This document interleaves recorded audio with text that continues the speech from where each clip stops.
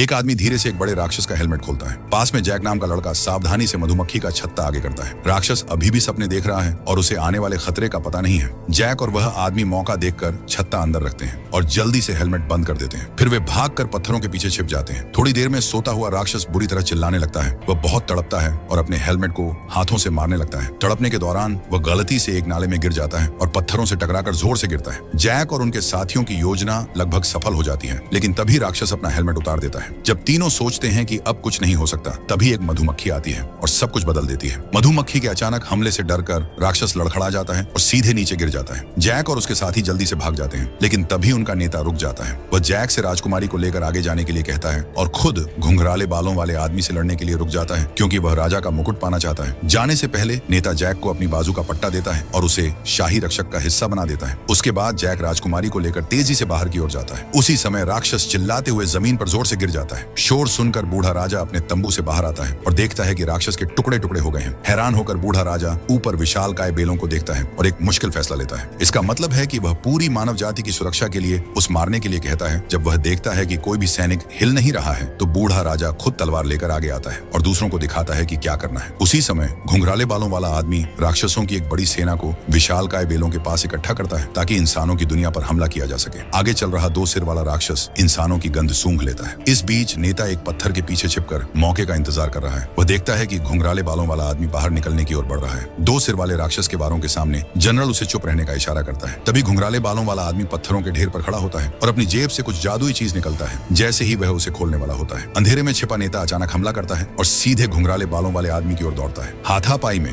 दोनों गलती से एक गुफा में गिर जाते हैं। 2 सिर वाला राक्षस खुश होकर एक मुस्कान दिखाता है और फिर पत्थरों को गिराने का नाटक करता है। जल्द ही हाथापाई में नेता घुंघराले बालों वाले आदमी के शरीर में चाकू मार देता है। घायल घुंघराले बालों वाला आदमी मदद के लिए पीछे हटता है। इस बीच राक्षस अभी भी चट्टानों को पीट रहे हैं, ताकि घुंघराले बालों वाले आदमी को बचाया जा सके। हालांकि घुंघराले बालों वाला आदमी थोड़ी देर तड़पने के बाद उसे लगी चोट के कारण मर जाता है और उसके सिर का मुकुट भी अपना जादू खो देता है। नेता मुश्किल से ऊपर चढ़ पाता है और जैसे ही वह मुकुट लेने वाला होता है, गुफा पूरी तरह से गिर जाती है। तभी एक बड़ा हाथ अंदर आता है। नेता उसे रोकने की कोशिश करता है, ये सोचकर कि यह एक दुर्घटना है। 2 सिर वाला राक्षस घुंघराले बालों वाले आदमी को उठाता है, फिर मुकुट उतारता है और बिना किसी हिचकिचाहट के उसे अपने अंगुली पर पहन लेता है। मुकुट तुरंत जादुई शक्ति से चमक उठता है और नेता बस देखता रह जाता है। फिर 2 सिर वाला राक्षस खुद को नया राजा घोषित करता है। सभी राक्षस मजबूर होकर नए राजा के सामने घुटने टेक देते हैं और उसका समर्थन करते हैं। अब इंसानों के लिए और भी बुरा समय आने वाला है। पार्ट 2 के लिए सब्सक्राइब करें।